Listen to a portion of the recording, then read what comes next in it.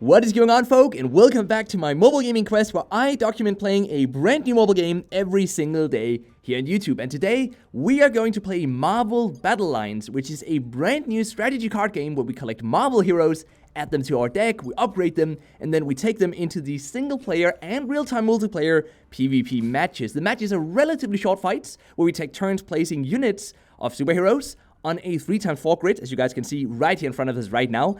And we have to place 3 or 4 heroes side by side to do an attack. So it's essentially TIC-TAC-TOE, but in the Marvel universe. So let's just get going, guys. What do we want to place first and foremost? Well, to begin with, we only have 1 mana, and then as we place more of these units on grids where there's mana, as you guys can see, it says +1 on this grid right here, we're gonna get more mana. So from this point on, we have 2 mana on every turn. Now, that opponent placed a unit over there, which means we won't be able to do 3 on a row in that direction. We can also do diagonally, though, so let's start doing that. And then some of these units that we're going to use very soon also have special abilities that either activate when placing the unit or on every turn, which makes it really interesting, actually. Let's just skip this one here and let's see what they're going to place at 300 HP. Did you guys see that? So that one gave 300 HP to the unit up here, which is a Dark Elf leader, which has a lot of HP now. So that's going to be really frustrating to get rid of.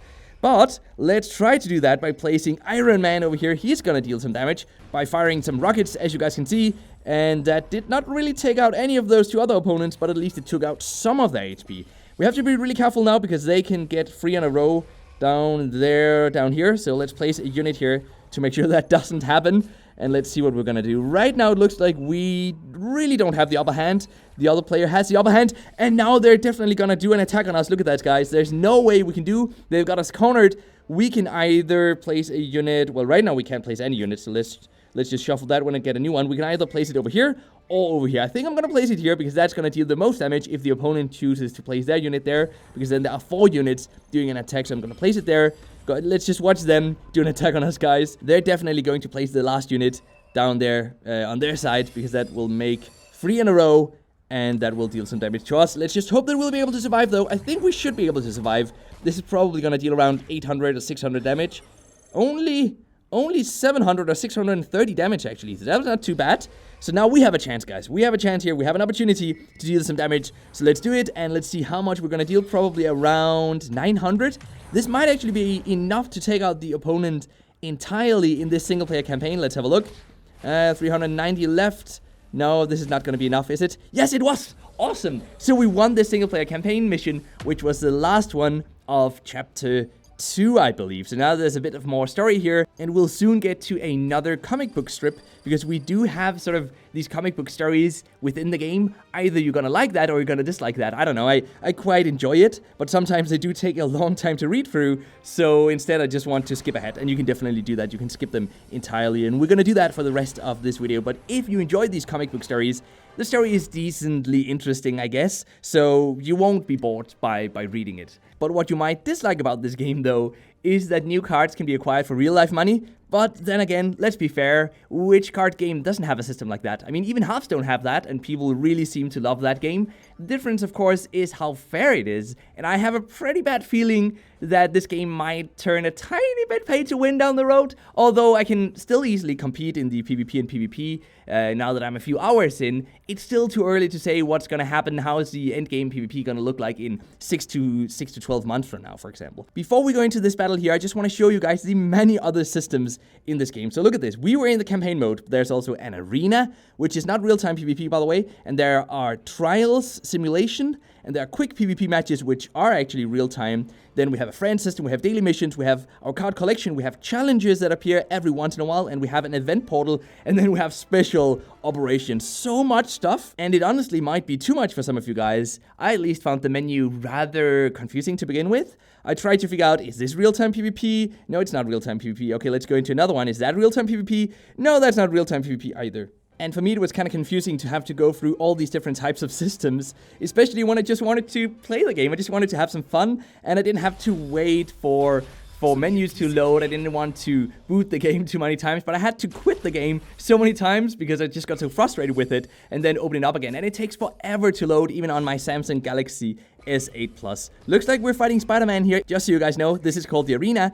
but it is still single-player PvP. Let's see if we can win this one, though. The combat is quite interesting, and that's what I do like about this game, and I think what you guys might enjoy as well. I haven't seen any TIC-TAC-TOE RPG Marvel Universe games, so, you know, if you like the Marvel Universe, if you just love that, maybe this is a game for you. Even if it might be slightly pay to win, you might still have some fun with it.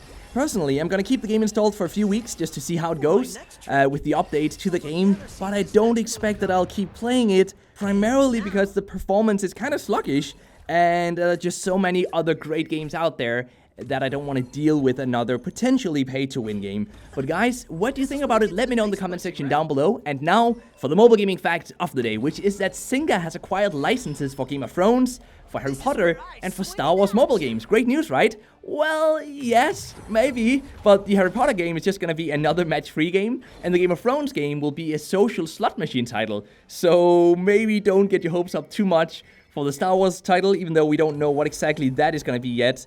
I don't think it's gonna be that great with these other two being a match-free and a social slot machine game. But maybe if you do enjoy those games, you're gonna be happy to hear that, because overall, it is still nice to see more and more movie franchises making it into a mobile game. Looks like we're definitely going to lose this match, so let's just end it right here. And let's go back, because before we end off the video, I just want to really quickly show you guys how we can customize our deck. So if we go in here to my cards, you'll be able to see that we have all these different characters or cards to pick from, and then this is our deck down here. We can have 3 different decks with us right now. Later on, even more, as you guys can see, I have 2 different decks.